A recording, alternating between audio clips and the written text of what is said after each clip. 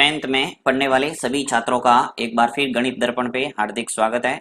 हम आज पढ़ेंगे दूसरा प्रश्न प्रश्नावली 1.4 से। हमने कंटिन्यू 1.1, 1.2, 1.3 और 1.4 से पहला प्रश्न है वो कंप्लीट पढ़ लिया है। यदि आपने वो वीडियो नहीं देखा है तो उसको प्ले लिस्ट में जाके देख सकते हैं। अब ये जो दूसरा प्रश्न है वो क्या है कि ऊपर दिए गए प्रश्न में उन परिमेय संख्याओं की दशमलव प्रसारों को लिखिए जो शांत है।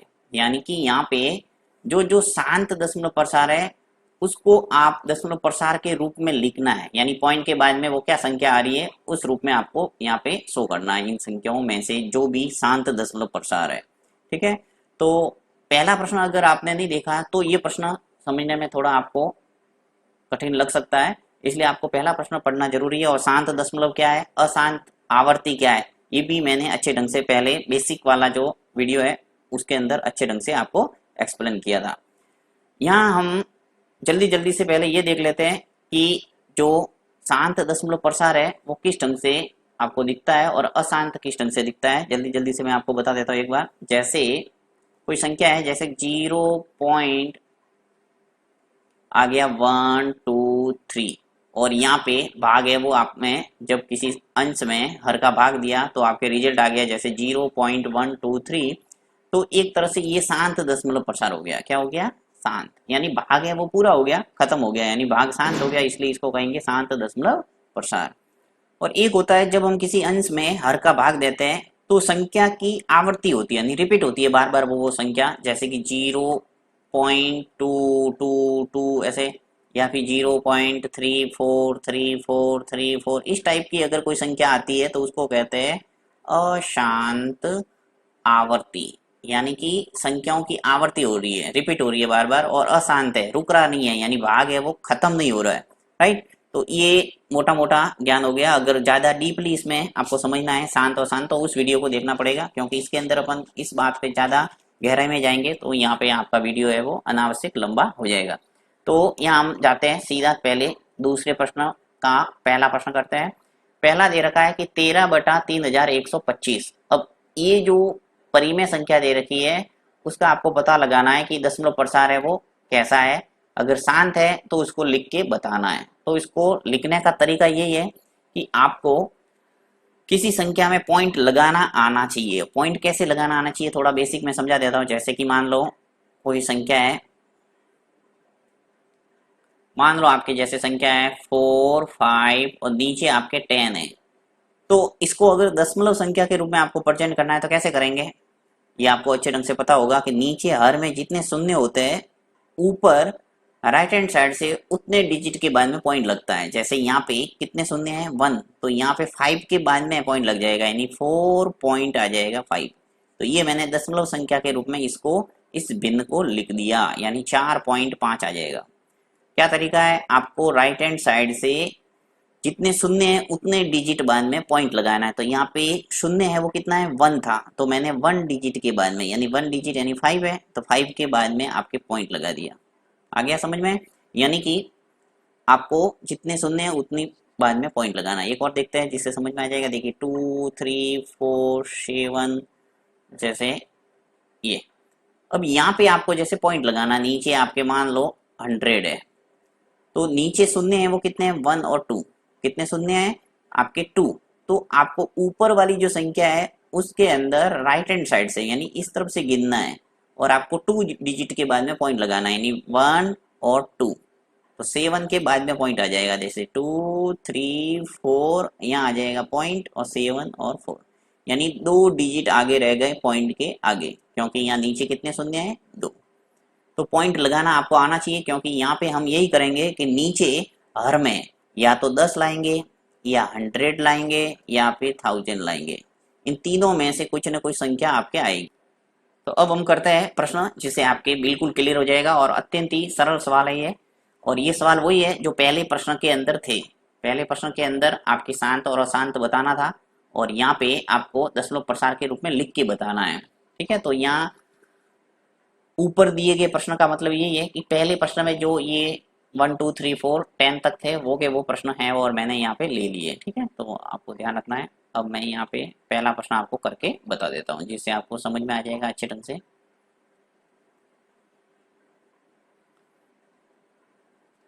लेते हैं हम पहला प्रश्न। फर्स्ट प्रश्न है वो क्या है, 13/3125। तो यहाँ पे सबसे पहला काम यही है कि नीचे जो हर है यानी 3125 है, इसके आपको क्या करना है, अभाज्य गुणनखंड। अभाज्य गुणनखंड करने का तरीका मैंने अच्छे ढंग से आपको बता दिया है कि साइड में आपको रफ कॉपी में थोड़ा काम करना पड़ेगा। 3125 है। अब यहाँ पे इकाई का अंक क्या है, 5 है, इसलिए 5 का भाग जाएगा, सीधा 5 का भाग दे देता हूँ। तो 5 का भाग 31 के अंदर 6 पंजे 30, 6 बार चला जाएगा और यहाँ पे रह जाएगा 5 दूनी 10 और 5 5 25, 5 बार चला गया। फिर 5 का भाग जाएगा, कितनी बार गया, 6 में 1 बार गया और शेष रह गया 12, 5 दूनी 10 2 बार और 5 5 25। फिर 125 में 5 का चला जाएगा, 125 में चला जाएगा 5 दूनी 10 और 5 5 25। 25 में 5 का चला जाएगा 5 बार और 5 में 5 का चला जाएगा 1 बार। यानी इसके जो अभाज्य गुणनखंड है 3125 को, इसको मैं क्या लिख सकता हूँ, 13/5 × 5 × 5 5 बार लिखना है, 1 2 3 4 और 5।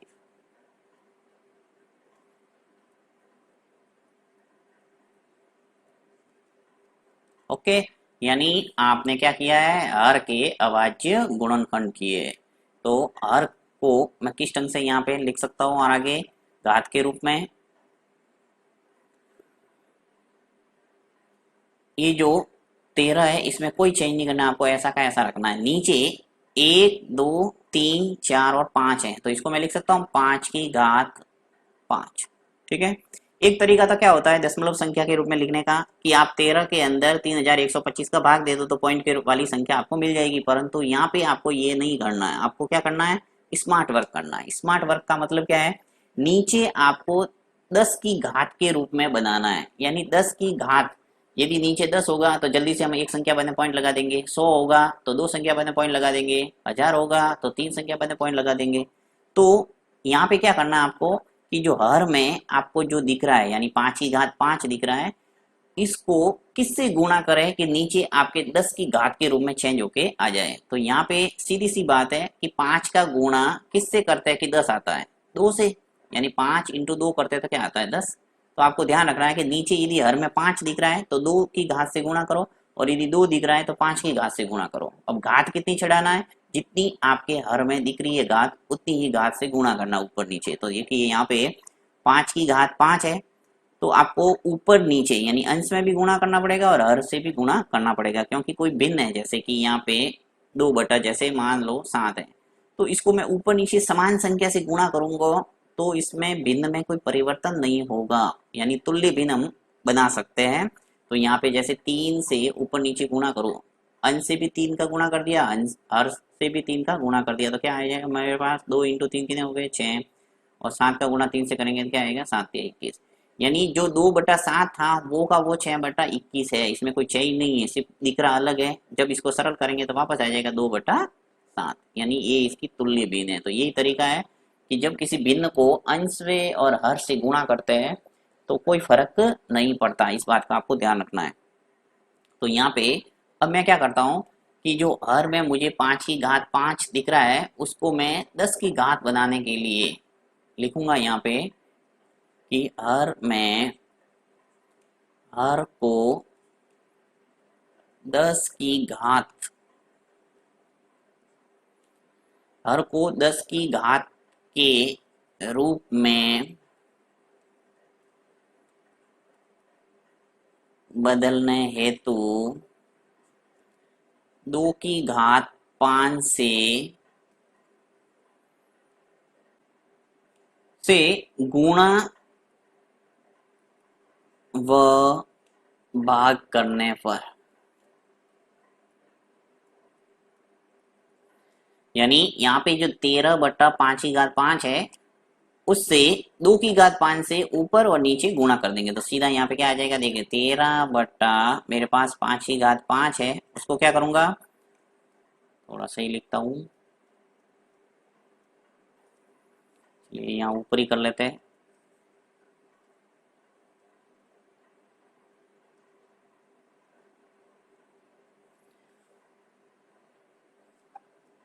तो 13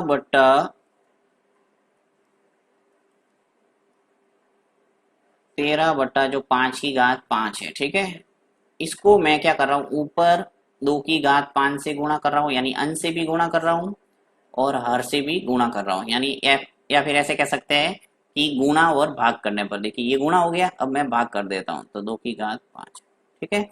यानी सेम संख्या से ऊपर व नीचे गुणा करते हैं तो कोई फर्क नहीं पड़ता, अभी मैंने आपको बताया। तो यहाँ पे 13 इंटू, अब 2 की घात 5, 2 की घात 5 का मतलब क्या होता है, 2 की घात 5 का मतलब हो गया 32, 32। आप गुणा कर सकते हैं, 2 इंटू 2 इंटू 2 इंटू 5 बार करेंगे तो आपके आ जाएगा 32, कर सकते हैं ये।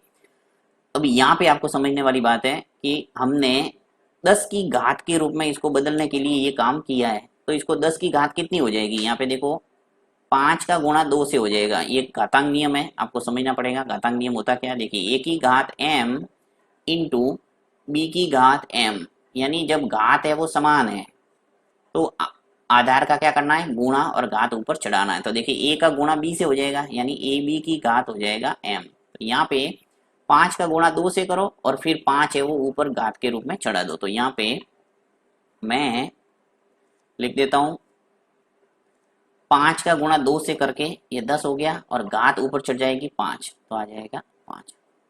अब 13 का गुणा 32 से करेंगे तो आपके आ जाएगा 416, तो यहाँ लिख लेता हूँ मैं सीधा 416। ये गुणा आपको आता ही होगा, अब इसको करके मैं आपको बताऊंगा तो टाइम वेस्ट होगा फालतू। 10 की घात 5 है तो 10 की घात 5 का मतलब क्या है, 5 जीरो, यानी 1 2 3 4 और 5, ओके। यानी 10 की घात 5 था, उसको मैंने 5 जीरो के रूप में प्रेजेंट कर दिया। अब आपका काम क्या है, पॉइंट लगाना। इसने यही बोला है कि ऊपर दिए गए प्रश्न के उन परिमेय संख्याओं को दशमलव प्रसार के रूप में लिखे, यानी पॉइंट वाली संख्या के रूप में इसको प्रेजेंट करना है। जो भिन्न दिख रही है उसको पॉइंट वाली संख्या बनाना है। तो 5 संख्या बाद में पॉइंट लगाना है, किधर से, राइट हैंड साइड से गिन के। तो यहाँ पे देखिए ये 6, ये 1, ये 4, 3 डिजिट आपको दिख रहे हैं। तो बाकी का क्या करेंगे, देखिए 6 हो गया, 1 हो गया और 4 हो गया। मुझे 5 संख्या बना पॉइंट लगाना, 1 2 3 4 और 5। तो 3 संख्या तो हो गई, 2 संख्या जीरो लगानी पड़ेगी, 0 और 0। तो इस बात का ध्यान रखना है कि यदि आपकी संख्या कम है तो 0 0 लगा के उसको पूरा करना है। तो 1 2 3 4 और 5 डिजिट हो गए, अब पॉइंट लगेगा और आगे और 0 लगाना है। तो इस ढंग से आपके दशमलव संख्या के रूप में ये प्रेजेंट हो गई है, ये 0.00416, ठीक है। तो ये आ गया इसका आंसर। तो अत्यंत ही सरल है। और पहला प्रश्न में आपको हो सकता है थोड़ा बहुत कोई डाउट हो, तो दूसरा प्रश्न करते हैं जिससे आपको बिल्कुल क्लियर हो जाएगा। चलते हैं दूसरे प्रश्न पे। सेकंड प्रश्न क्या है, 17/8, ठीक है। सबसे पहला काम क्या है, हर के अभाज्य गुणनखंड करना। तो हर हमारे क्या है यहाँ पे 8, तो यहाँ पे मैं लिख लेता हूँ 17/8। और 8 के अभाज्य गुणनखंड आपको आते होंगे 2 इंटू 2 इंटू 2, लिख सकता हूँ मैं इसको 2 इंटू 2 4, 4 इंटू 2 कितने हो गए 8। अभाज्य गुणनखंड कर दिए। अब यहाँ पे इसको घात के रूप में लिखना है, 17 की घात लिख सकता हूँ मैं 2 की घात 3, क्योंकि यहाँ पे 2 2 और 2 गुणा में कितनी बार है, 3 बार, तो 2 की घात क्या आ जाएगा 3, ठीक है। अब यहाँ पे आपको वही काम हर में 10 की घात बनाना है। तो हर को 10 की घात के रूप में चेंज करने के लिए किससे गुणा करना पड़ेगा, ये आपको दिमाग लगाना है। और अभी मैंने आपको पहले सवाल के अंदर स्पष्ट बोला था कि जब आपको 5 की घात के रूप में कोई सवाल दिखता है तब उसको 2 की घात के से गुणा करना है, और 2 दिख जाए तो 5 की घात से ऊपर नीचे गुणा करना है। तो यहाँ मुझे 2 की घात 3 दिख रहा, वहां पे मुझे क्या दिख रहा था, 5 की घात 5, तो मैंने क्या किया था, 2 की घात 5 से ऊपर नीचे गुणा किया था। परंतु यहाँ पे मुझे दिख रहा है 2 की घात 3, तो मुझे किससे गुणा करना पड़ेगा, 5 की घात 3 से ऊपर नीचे गुणा करना है, यानी घात तो वही रखना है और गुणा करना है 5 से। तो यहाँ लिख लेते हैं कि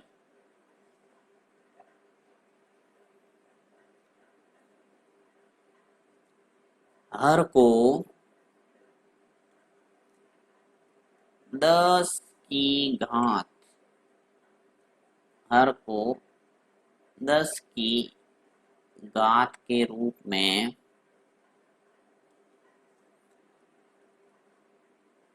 बदलने हेतु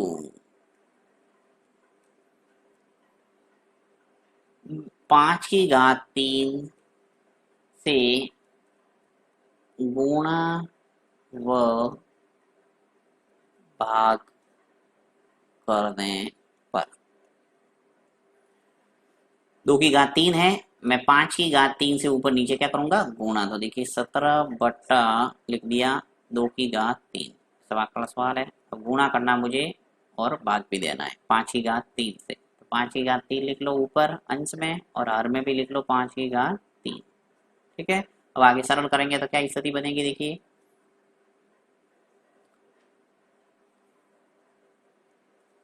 यहाँ पे 17 इंटू 5 की घात 3 है, तो 5 की घात 3 का मतलब क्या होता है, 5 यानी 125। तो ऊपर आ जाएगा आपके 17 और 17 इंटू ये जो 5 की घात 3 है इसको मैं लिख रहा हूँ 125। ठीक है, नीचे 2 की घात 3 और 5 की घात 3 वही घातांक नियम से क्या हो जाएगा, 2 का गुणा 5 से होगा तो क्या आ जाएगा 10, और घात चढ़ जाएगी ऊपर कितनी, 3, क्योंकि यहाँ पे घात कितनी है, 3 है, तो ये आ जाएगा 3। अब 17 का गुणा 125 से आपको रफ कॉपी में करके देखना पड़ेगा। तो जब 17 का गुणा 125 से करेंगे आप तो आ जाएगा आपके 2125। 2000 2125 2125 आ जाएगा। 17 का गुणा जब 17 का गुणा 125 से होगा तो कितने आ जाएंगे, 2125। अब 10 की घात 3 का मतलब क्या होता है, 1 2 और 3 0, राइट। 10 × 10 × 10 करना है यानी 1000 आ गया। अब आपको वही 3 संख्या पद में लगाना है पॉइंट, क्योंकि नीचे कितने शून्य है, 3। तो 3 संख्या पद में पॉइंट लगा दो तो 5 आ गया, इधर से ये 2 आ जाएगा, ये 1 आ जाएगा, और उसके बाद लग जाएगा पॉइंट, और फिर लास्ट वाली संख्या ये आ जाएगी 2। तो 2.125 ये इसका आंसर हो जाएगा। यानी हमेशा आपको राइट हैंड साइड से पॉइंट लगाना है। संख्या गिन के नीचे 3 शून्य है तो 3 संख्या बाद में पॉइंट आ जाएगा, 2 शून्य है नीचे तो 2 संख्या बाद में पॉइंट आएगा। तो ये तरीका है किसी भी परिमेय संख्या को दशमलव प्रसार के रूप में लिखने का।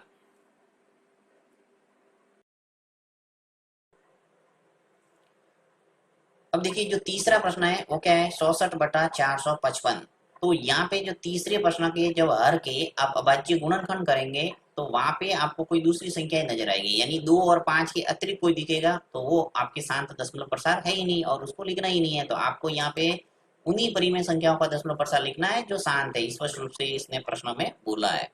तो आपको वो संख्या देखना है। वैसे आपने पहले प्रश्न के अंदर स्पष्ट रूप से लिख दिया है सभी संख्याओं के बारे में कि शांत दशमलव है या अशांत आवर्ती है। तो शांत दशमलव प्रसार जो जो है उसी सवाल को आपको यहाँ पे करना है। जैसे कि यहाँ पे देखो थोड़ा मैं बता देता हूँ, तीसरे के अंदर 64 बटा क्या है 455। तो जब आप करने बैठेंगे इसको, ये लिखा 64 और 455 लिखा, ठीक है। तो 455 के अभाज्य गुणनखंड क्या होता है, देखिए 455 भाग देंगे, 5 का भाग जा रहा है तो आ जाएगा 9 पंजे 45 और 5 एकम 5, 91 बार, और 7 का भाग जाएगा 91 में 13 बार, और 13 में 13 का जाएगा 1 बार। यानी इसके अभाज्य गुणनखंड करता है तो 5 तो आ रहा है ठीक है, परंतु जो 7 और 13 ये एक्स्ट्रा आ रहा है, तो यहाँ पे हमारा काम दशमलव संख्या के रूप में नहीं आएगा, यानी अशांत आवर्ती होगी। क्योंकि 2 की घात m और 5 की घात n का रूप अगर बनता है नीचे हर में, वही संख्या क्या होती है, शांत दशमलव प्रसार। तो इसका आपको दशमलव प्रसार नहीं लिखना है, ठीक है। अब करते हैं 7वां प्रश्न।